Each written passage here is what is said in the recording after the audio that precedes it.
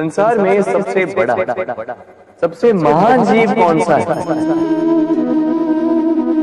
अब आप में से कुछ कहेंगे मनुष्य, कोई कहेगा सिंह, कोई कहेगा हाथी, किंतु नहीं, संसार में सबसे महान जीव है वृक्ष। वो वृक्ष जो हमें खाने के लिए फल देता है, जीने को प्राण वायु देता है, गर्मी में शीतलता देता है और सूख जाने पर भी हमें जलाने के लिए लकड़ी दे जाता है। अब आप सोच रहे होंगे कि मैं ऐसे अचानक वृक्षों की महिमा मंडित क्यों कर रहा हूं? मेरा संकेत इस वृक्ष से कहीं अधिक गुण है, उस बीज की ओर जो ना आपको फल देता है, ना छाया, ना ही लकड़ी, बस धरती के अंदर और नमी से लड़ता कुछ अंगुल नीचे बस जाता है एक वृक्ष को आकार देने के लिए। दीपक क्या है? साधारण सा माटी का पात्र, किंतु जल बाती लेकर जब जलता है तो समस्त संसार को मार्गदर्शन देता है, महान बन जाता है। अब समझे, यदि महान बनना है तो कुछ करना होगा। कोई अंतर नहीं पड़ता कि आप छोटे हैं या बड़े, कुछ करेंगे तो कुछ बनेंगे। आप चलना प्रारंभ कीजिए, कहीं ना कहीं तो पहुंचेंगे। निश्चल बैठने वालों का कभी कुछ नहीं होता। स्मरण रखिएगा, कुछ आरंभ करने के लिए महान होना आवश्यक नहीं, किंतु महान होने के लिए कुछ आरंभ करना अति आवश्यक है।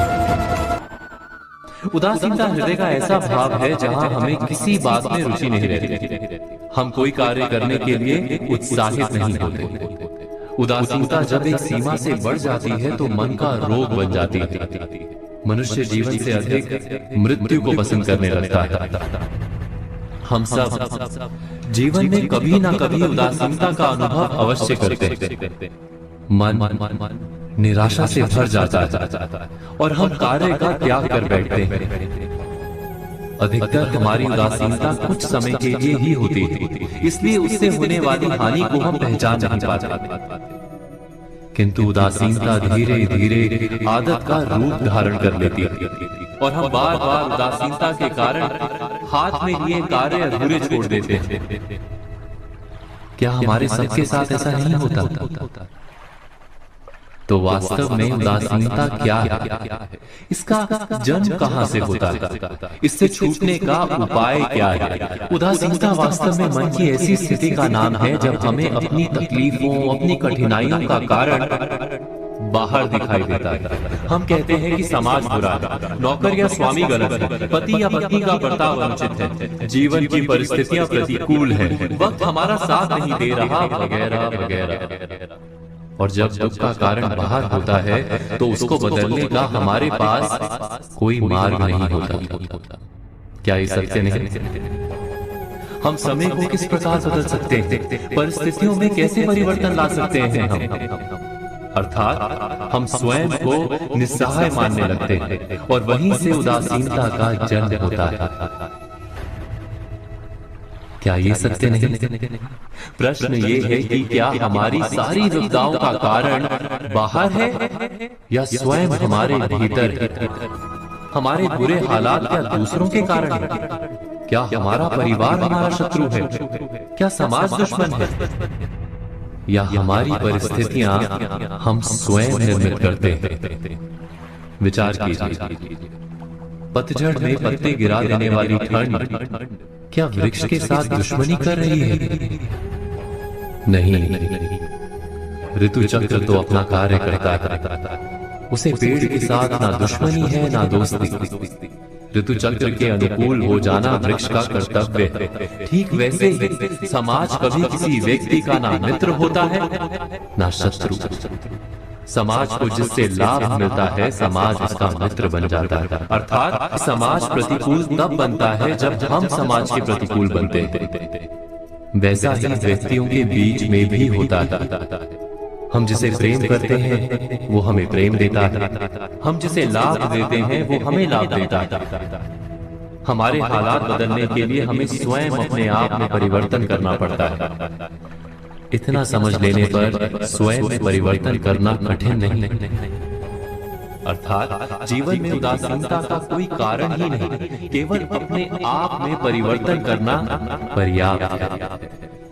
अवश्य विचार कीजिएगा, चिंतन कीजिएगा, मनन कीजिएगा। निर्णय के क्षण में हम सदा किसी अन्य के सुझाव, सूचना, मंत्रणा या परामर्श को आधार बनाते हैं और हमारे भविष्य का आधार हमारे आज दिए गए निर्णय के ऊपर होता है। तो क्या हमारा भविष्य किसी अन्य के परामर्श, किसी अन्य के सुझाव का फल है? क्या हमारा संपूर्ण जीवन किसी अन्य की बुद्धि का परिणाम है? क्या हमने कभी विचार किया है? सबका अनुभव है कि भिन्न भिन्न लोग एक ही स्थिति में भिन्न भिन्न परामर्श देते हैं। मंदिर में खड़ा भक्त कहता है कि दान करना चाहिए और चोर कहता है यदि अवसर मिले तो इस मूर्ति के श्रृंगार चुरा।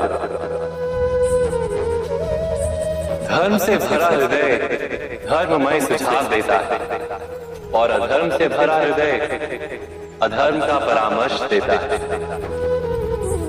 धर्ममय सुझाव का स्वीकार ही मनुष्य को सुख की ओर ले जाता है, किंतु ऐसे परामर्श का स्वीकार करना तभी संभव होता है जब हृदय में धर्म, अर्थात किसी का सुझाव अथवा परामर्श स्वीकार करने से पूर्व स्वयं अपने हृदय में धर्म को स्थापित करना क्या आवश्यक नहीं? स्वयं विचार कीजिए। जीवन का हर क्षण निर्णय का क्षण होता है।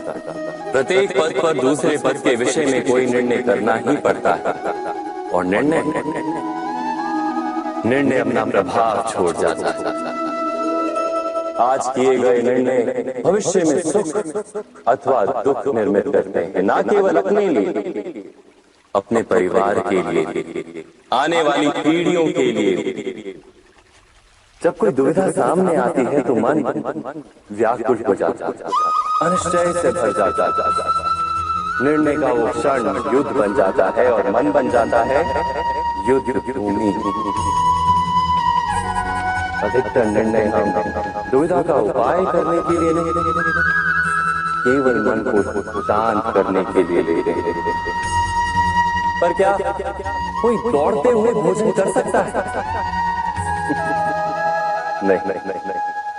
तो क्या युद्ध से जूझता हुआ मन कोई योग्य निर्णय ले पाएगा?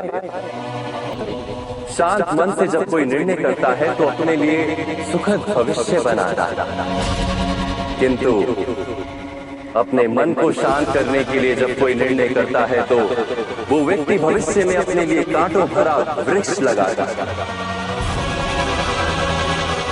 स्वयं विचार कीजिएगा। भविष्य के आधार पर सब आज का निर्णय लेना चाहते हैं।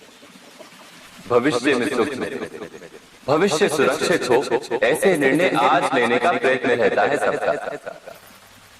आप अपने जीवन को देखिए, क्या आपके अधिकतर निर्णय के पीछे भविष्य का विचार नहीं होता? और हो भी क्यों ना, अपने जीवन को सरल और सुखमय बनाने का प्रयत्न करने का अधिकार सबका है।